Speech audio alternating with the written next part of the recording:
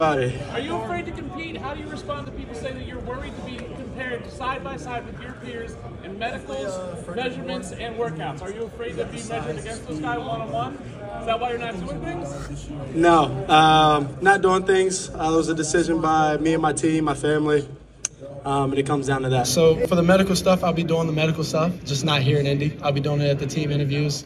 Not 32 teams can draft me. There's only one of me. And so the teams that I go to for my visit, those teams will have the medical and that'll be it. Yeah. So overall player for that draft, the number one overall pick. There's some significance to it, but it doesn't hold a lot of weight for me. What was your meeting with Atlanta like? What were you like watching? Yeah, Atlanta, what they're doing over there, willing to go in there and compete. Sounds like you're not going to be throwing here in Indianapolis. Just take me through the thought process on that in the coming weeks here. Yeah, I think the biggest thing for me is get here and get in front of the teams and let them know I'm about. I think you got a big script for pro days. Quarterbacks pro days is real intense now. You got about 60 something throws and you're in there for about 34, 45 minutes to an hour.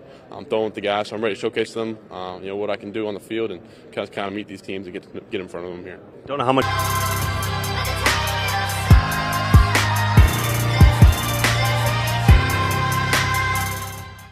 A lot of injuries happen today.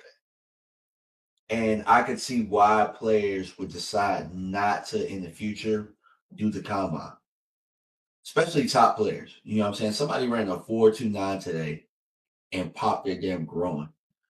And if you look at it, if you look at how the combine is constructed, it's not really health friendly. Like, there's a lot of standing around. And after you stand around, you're expected to go 110 miles per hour at the drill. As a former athlete, I'm looking at like how they have to compete and do their things. I don't know how you could possibly keep a sweat going, how you could possibly keep, your body warm throughout that time. It's, I mean, you stand in for 2 minutes and then you're doing a drill at 100 miles per hour.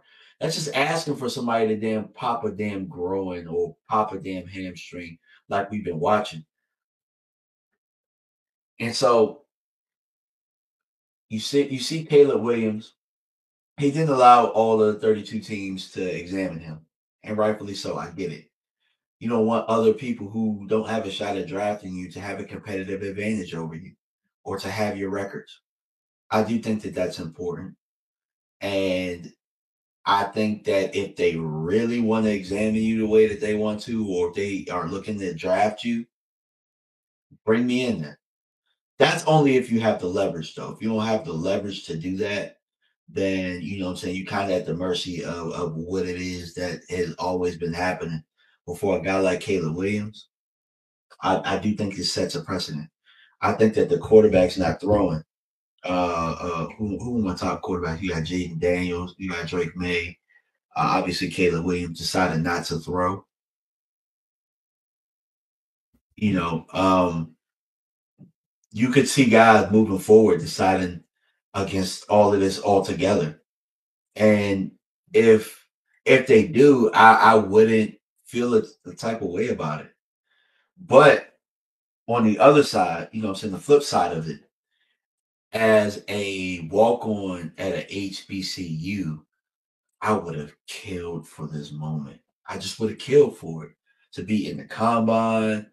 You know what I'm saying? You get the combine uniform. Yeah, you get to be on TV. My mom, my sister, my dad.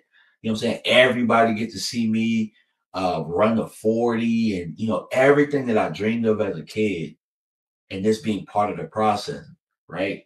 Like, I never got an opportunity to do that. I never got an opportunity to do a pro day. You know what I'm saying? Like my college career was cut short. It was cut short. So I didn't get a chance at a pro day. I didn't get a chance to really showcase my talent outside of a high school combine. So I would have killed for this opportunity, man. I just would have. So when I see players, now again, they're more talented than I ever was. They're going to have more money than I'm ever going to have. They're in a position of leverage that I've just never had But for me, being somebody that's humble, that loves the game, that sees it from that angle, it hurts me from that. It hurts me from that aspect. You know what I'm saying? Like just never being able to do that. But at the same time, here's what I've been told. Here's what I've been told as a father of an athlete. So set it off, Chris. Set it off, Chris. And I know y'all know who Set It Off Chris is. And if y'all don't, then we gonna have to get him familiar, and I'm gonna have to bring him on the channel. But his son is at Virginia Tech, and some of the advice that I've received from him. This is why the Cowboys community is so great, because especially the content creator community. He's explained to me the whole process. My son's only in 8th grade, but all the visits, you know what I'm saying, all of the camps, where to take him to train, what protein to use. I've been so coachable. Chris has given me the entire game. Give me the game. And it has been working up until this point. You know what I'm saying? It has been working.